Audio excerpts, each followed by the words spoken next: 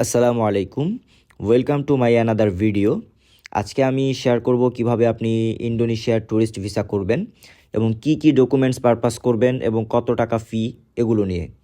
তো যারা যারা এখনও আমার চ্যানেলটি সাবস্ক্রাইব করেননি অবশ্যই আমার চ্যানেলটি সাবস্ক্রাইব করবেন এমন আরও তথ্যবহুল ভিডিও পেতে, তাহলে আপনাদের জন্য সুবিধা হবে।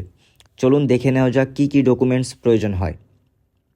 আচ্ছা, দেখেন এখানে উপরে একটা লেখা আছে যে ইন্দোনেশিয়া ভিসা চেকলিস্ট। সর্বপ্রথম ইন্দোনেশিয়ার একটা মেইল দেওয়া আছে এখানে, consular@indonesia.bd.org। তারপর আমাদের দরকার হবে একটি ভ্যালিড পাসপোর্ট, মিনিমাম আপনার 6 মান্থ মেয়াদ থাকতে হবে। তারপরে দরকার হবে আপনার পাসপোর্ট সাইজের একটি পিকচার, যেটা আপনি ইমেইলেও ওটা ফর্মেও দিতে পারবেন এবং মেইলেও যেন মেইল করতে পারেন। তারপর আপনার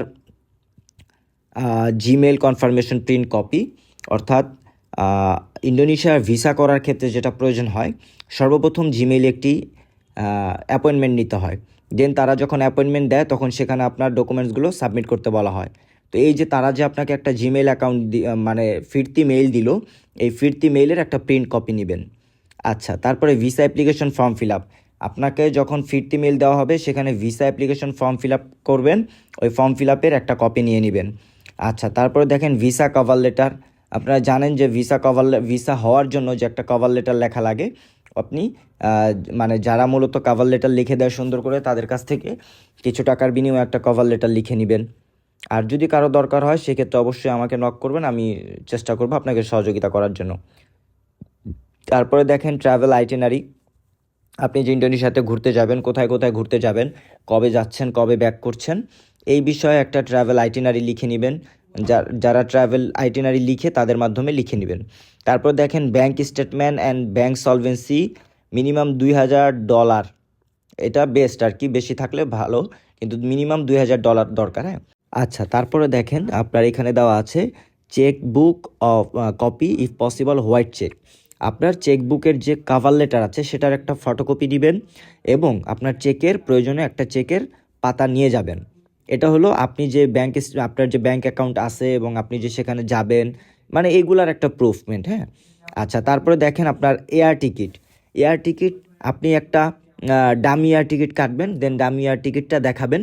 আপনার যে ওই এয়ার টিকিটেই যেতে হবে বিষয়টা এরকম না, বাট আপনি একটা এয়ার টিকিট কাটবেন।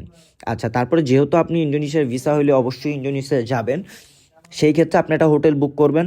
আর হোটেল বুকিংটা ফ্রিতে পাওয়া যায়। যদি আপনাদের ফ্রিতে প্রয়োজন হয় সেই ক্ষেত্রে অনলাইনে দেখবেন, আমার ইউটিউব চ্যানেলে ভিডিও দেওয়া আছে কীভাবে ফ্রিতে হোটেল বুক করবেন। ঠিক আছে, এভাবে দেখে নেবেন। তারপর দেখেন ট্রাভেল ইন্স্যুরেন্স। একটা ট্রাভেল ইন্স্যুরেন্স লাগে, এটা বেশি টাকা না, এবং এটা আপনারা কোথা থেকে কাটবেন? বিমাফাই থেকে। আপনারা চাইলে অনলাইনেও কাটতে পারবেন বা ভালো ভালো ট্রাভেল ইন্স্যুরেন্স যে কোম্পানিগুলো আছে তাদের থেকেও কাটতে পারবেন। আচ্ছা, তারপর দেখেন প্রফেশন প্রুফের ক্ষেত্রে যা যা লাগে অন্য অন্য ভিসা করার ক্ষেত্রে সেম এরকমই। আপনার যদি বিজনেসম্যান হন, ট্রেড লাইসেন্স, টিন। আর যদি চাকরিজীবী হন তাহলে office ID card, visiting card, হ্যাঁ, অফিস প্যাড, এগুলা।